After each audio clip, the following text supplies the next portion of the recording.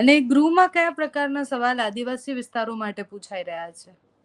તમે જોયું હશે ગૃહમાં શિક્ષકોના શિક્ષણની બાબતે હોય, જ્ઞાન સહાયકોને કાયમી કરવાની બાબત હોય, કુપોષણ નિવારણની બાબત હોય કે આદિજાતિ બજેટ જે ફળવાય છે એની વપરાશ વપરાયેલા પડેલા બજેટ બાબત હોય, આરોગ્યના સાધનો અને સ્ટાફની બાબત હોય કે નર્મદાનું પાણી વિસ્તારને મળે બાબત હોય, એમના વિસ્થાપિતોને ન્યાય મળે બાબત હોય, કેવડિયાના લોકોને ન્યાય મળે બાબત હોય, તમામ બાબતોએ ગૃહમાં હું લડું છું.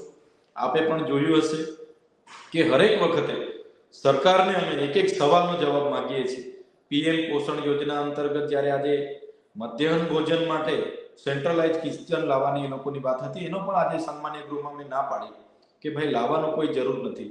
આજે વન અધિકાર અધિનિયમના જે પેન્ડિંગ દાવાઓ છે, સનતો નથી મળી, એના માટે પણ અમે રજૂઆત કરીએ છીએ. એટલે બધા જ મોરચે, એ ચાહે શ્રમિક હોય, એ ચાહે કર્મચારી હોય, ખેડૂત હોય, વિદ્યાર્થી હોય કે કોઈ પણ વર્ગ હોય, બધા જ માટે અમે વિધાનસભામાં સરકાર સામે ઉતરીએ છીએ.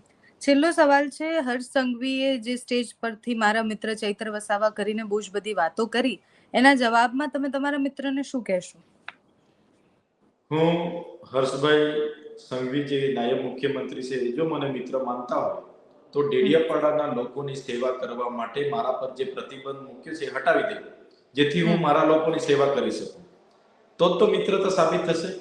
બીજી વાત કે એમની સરકારને મેં જેટલા પણ કામો બજેટ સત્ર દરમિયાન સૂચવેલા છે, તમામ કામોની માંગણી સ્વીકારે અને એ કામો પૂર્ણ કરે, કેમ કે એ કામો મારા વ્યક્તિગત નથી, એ કામો તમામ કામો લોકહિતના છે. તો એ કામોને પણ સ્વીકારે એવી મારી આપના માધ્યમથી હર્ષભાઈ સંઘવીને મિત્રતા નિભાવવાની વિનંતી છે. ચૈતરભાઈ મિત્ર બનશે? ક્યારેય વિચારશે એવું ભાજપમાં જવાનું? અમારી પાર્ટી આમ આદમી પાર્ટીમાંથી હું ધારાસભ્ય છું ને આવનારા ભવિષ્યમાં પણ એમાંથી લડવાનો છું. મારી પાછળ ખૂબ મજબૂત સંગઠન છે અને બધા જ લોકોને અમે તાલુકા, જિલ્લા અને વિધાનસભામાં મંચ પૂરું પાડવાના છે, નેતૃત્વ પૂરું પાડવાના છે. સવાલ ચૈતરભાઈ વસાવાનો એકલાનો નથી, સવાલ ગુજરાતની જનતાને ન્યાય અપાવવાનો છે, સવાલ આદિવાસી સમાજને ન્યાય અપાવવાનો છે. ત્યારે ચૈતરભાઈ વસાવા ક્યારે ભારતીય જનતા પાર્ટીમાં નહીં જોડાશે. સંબંધો રહેશે બધા સાથે, મિત્રતા રહેશે બધા સાથે, પણ અમારા જે એકબીજાના મતભેદો છે, અમારી અલગ અલગ વિચારધારાઓ છે, એને વર્ગીને જ અમે આગળ વધીશું. આમ આદમી પાર્ટીમાં રહીને જ આગળ વધીશું. Thank you so much Chaitarbhai, તમે અમારી સાથે જોડાયા. જી ધન્યવાદ.